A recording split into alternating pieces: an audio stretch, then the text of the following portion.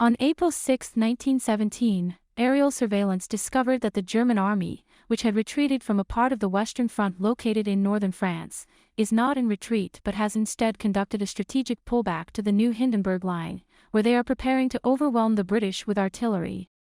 Two young British troops, Lance Corporals William Schofield, a veteran of the Somme, and Tom Blake, are ordered by General Erinmore to take a message to Colonel Mackenzie of the Second Battalion of the Devonshire Regiment.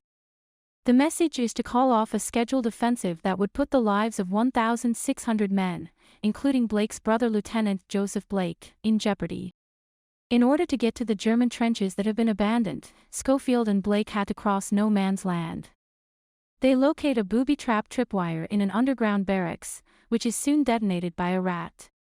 The barracks are destroyed. Schofield is saved by Blake just in the nick of time from the explosion, and the two of them make it out alive.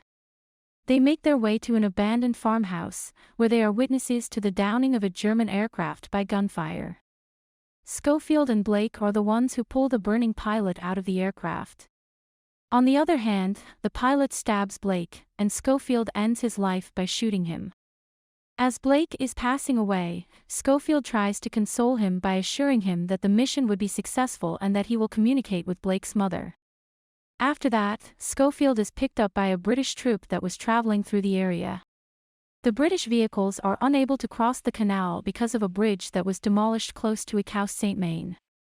Schofield makes the decision to part ways with them on the bridge, but before he does so, one of the other officers in the company, Captain Smith, gives Schofield a heads-up that Colonel Mackenzie is the type of person who would rather fight than obey orders.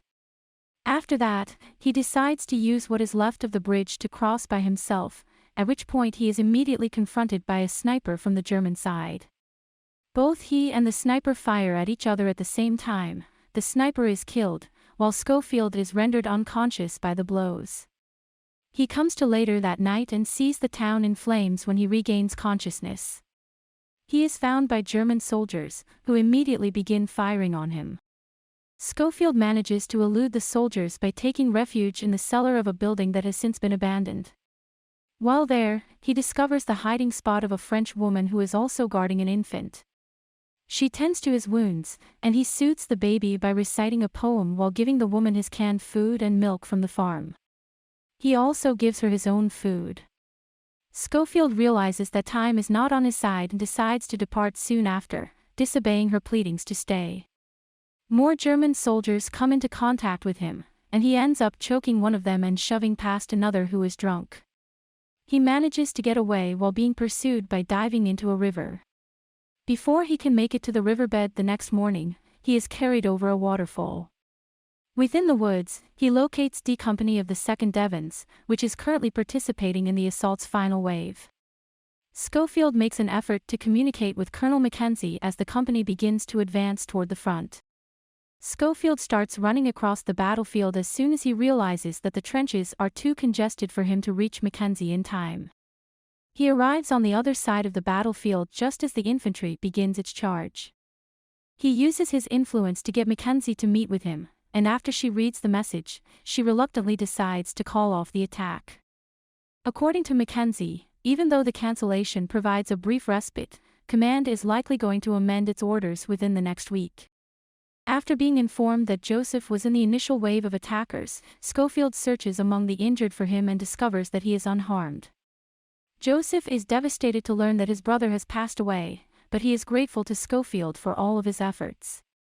Schofield gives Joseph the rings and dog tag that belonged to his brother Blake. He then asks Joseph to write to their mother about Blake's bravery, and Joseph agrees to do so.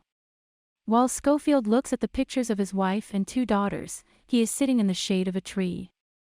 I hope you enjoyed our video, and if you did, please consider subscribing to our channel.